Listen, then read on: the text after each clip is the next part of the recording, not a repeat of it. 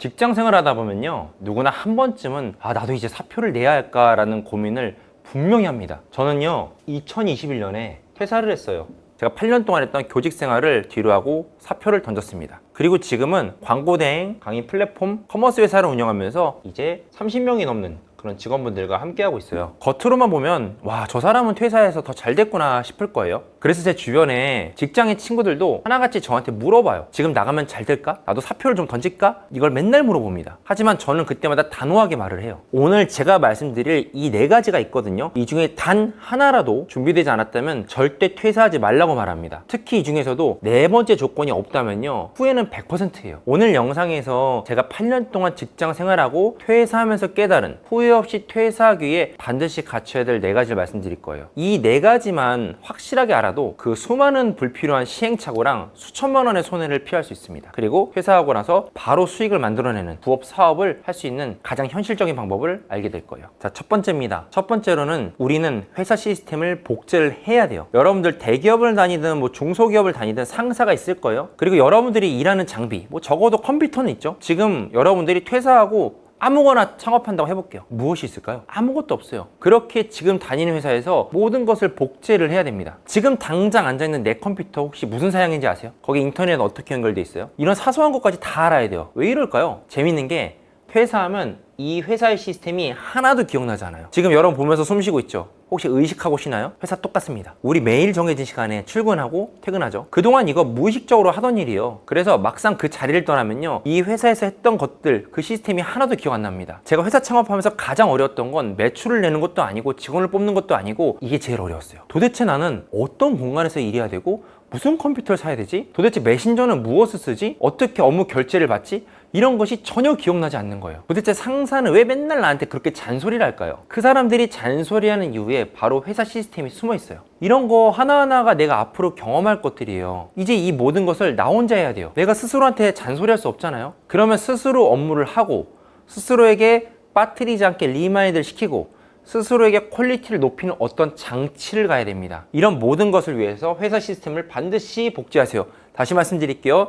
절대 나와선 기억나지 않습니다. 두 번째는 나의 사이즈를 체크해야 돼요. 자, 회사는 무조건 팀이에요. 나는 팀이라고 생각하지 않아도요, 실제로는 마케팅, CS, 디자인, 법무팀, 세무팀 등 모두 조직으로 이루어져 있어요. 자, 근데 여러분 퇴사하면 이제 이 모든 일을 나 혼자 해야 됩니다. 자, 우리가 퇴사를 왜 해야 할까? 월급 때문에 할 수도 있고 상사의 잔소리가 싫어서 할 수 있겠죠. 하지만 대부분은 퇴사를 왜 하냐면요, 내가 나가서 될 것 같아서 하는 거예요. 회사에서 내가 에이스야. 그러니까 누구나 다 인정하는 것 같아. 그 실제로 맞아. 그러니까 내가 혼자 나가서 해도 잘 될 것 같은데? 이대로 나가서 창업해도 될 것 같은데? 해서 퇴사하는 거예요. 하지만 잊은 게 하나 있는데요, 어쩌면 내가 에이스에서 된 게 아니라 이 성과는 나 혼자 낸 게 아닐 수도 있다는 거예요. 실제로 내가 성과를 내게 하기 위해서 마케팅팀, CS팀, 디자인팀, 법무팀 이런 각종 조직들이 전부 다 움직였기에, 혹은 회사라는 브랜딩이 있기에 나는 거기에 한 숟가락 약간의 공로를 얹은 걸 수도 있어요. 저 같은 경우는 초등교사였거든요. 학교에 다닐 때 영재교사도 했고요, 국제 수학 경시대의 심사위원도 했어요. 문제집도 썼습니다. 지금 초등학생 애들이 보는 교과서도 썼어요. 학교에서는 부장교사 맡았고요, 교육부 장관상까지 받았습니다. 어떤 사람이에요? 어떻게 보면 학교에서 이 에이스라고 볼 수도 있겠죠. 잘하는 사람이었어요. 그러니까 이게 밖에 나와서도 이런 나의 능력이 통할 것으로 생각했어요. 즉 나는 어떤 조직에 있던지 거기서 잘하는 사람이라고 생각을 한 거예요. 근데 여기서 이미 큰 오류가 있죠. 제가 어떤 조직에 있던지 나는 잘하는 사람이라고 생각했다고 했어요. 즉 조직에 있으니까 잘할 수 있었던 거예요. 즉 제가 그렇게 될 수 있었던 것은 수많은 동료 교사님들, 동학년 교사님들, 행정실 분들의 그런 백업이 있었던 거예요. 근데 퇴사하면은 누가 같이 따라올까요? 나밖에 없죠. 퇴사하니까 정작 이게 아니었던 거예요. 퇴사하니까 혼자서는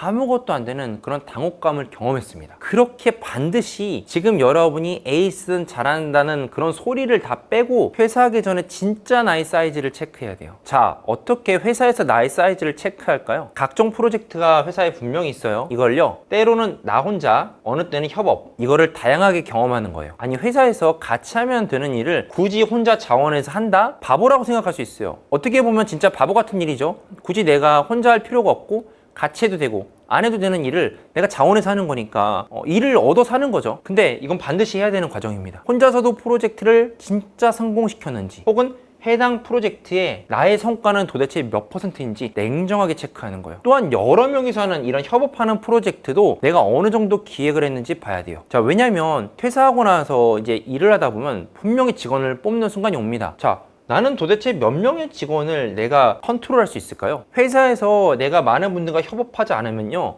모릅니다. 그래서 혼자 하는 것도 진짜 내 성과가 몇 %인지 체크를 해야 되고, 같이 협업하는 순간에서도 도대체 난 몇 명까지 수용할 수 있는지 반드시 체크해야 돼요. 세 번째로는 주변 사람이 바뀌어 있어야 됩니다. 퇴사를 해야 돼요. 근데 내 주변 사람이요, 전부 다 회사 사람이요. 그 중에서도 성장이 없는 사람입니다. 워라밸을 챙기고 뭐 월급 루팡이라고 하죠. 거기에 충실한 사람이요. 그럼 여러분은 절대 준비가 전혀 안 된 거예요. 자, 기준을 말씀드릴게요. 적어도 내 주변의 50%는요, 내가 꿈꾸는 그쪽 세계의 사람들이어야 됩니다. 왜 그럴까요? 자, 인풋이 전혀 안 들어간 상태에서는요, 아웃풋이 나올 수가 없어요. 그건 기적입니다. 자, 우리가 회사를 한 다음에 주변에서 퇴사한 사업가들을 만나겠다고 할 수도 있어요. 근데 이건 무슨 말이냐면요, 고등학교에 가지 않고 수능을 보겠다는 것과 똑같아요. 자, 우리가 초등학교, 중학교, 고등학교 왜 가나요? 배우려고 가죠. 배우는 거 말고 또 무엇을 가질 수 있죠? 그 안에서 똑같이 공부하는 사람들끼리의 동질감, 유대감, 그리고 서로의 성과를 볼 수 있죠. 내 옆에 있는 애가 갑자기 모의고사 잘 보면요, 나도 열심히 하게 됩니다. 똑같아요. 내 주변을 나만의 학교로 만들어야 돼요. 내가 아무리 회사에 있더라 하더라도 내 주변 사람의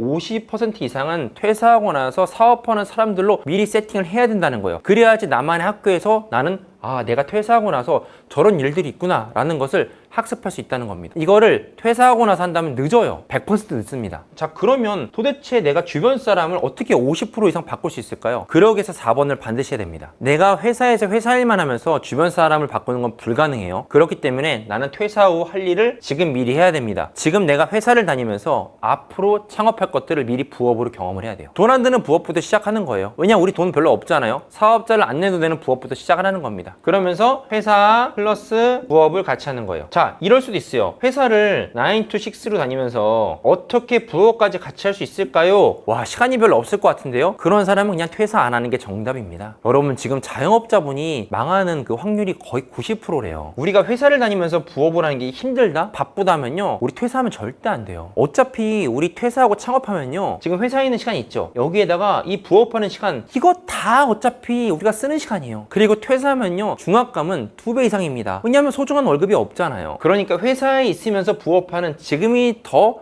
쉬워요. 자, 그리고 퇴사 후에 이렇게 부업을 해야지 내 주변 사람을 바꿀 수가 있어요. 내가 부업을 하다 보면 나랑 비슷한 일을 하는 사람들을 만날 수 있거든요. 자, 퇴사 후 할 일을 미리 한다는요, 3가지 단계가 있어요. 자, 첫 번째는 이 할 일, 부업이죠. 이 부업에서 수익화를 경험을 하는 게 첫 번째예요. 적은 금액도 괜찮아요. 수익화를 경험합니다. 자, 두 번째는요, 이 부업에서 6개월, 숫자 중요해요. 6개월은 어떤 숫자냐? 적어도 부가세를 한 번 낼 정도의 기간이거든요. 이 기간 동안 한번 유지해야 됩니다. 한 달, 2달 하고 나서 본인과 안 맞다고 생각할 수도 있거든요. 그래서 부가세를 낼 정도의 이 기간은 유지를 해야 됩니다. 자, 세 번째는요, 동시에 이 시간당 수입이 월급의 몇 %인지 체크를 해야 돼요. 즉, 적어도 내가 부업으로 뭐 2시간에서 3시간 일했던 그 시간이 있잖아요. 그 시간당 소득이 월급을 넘냐는 걸 확인을 해야 된다는 거예요. 월급을 넘지 않으면 굳이 퇴사할 이유가 없잖아요. 자, 오늘 제가 말씀드린 이 4가지 조건 잘 정리됐나요? 자, 다시 강조드릴게요. 이 4가지 중에 단 하나라도 준비되지 않았다면 퇴사 아직 일러요. 자, 근데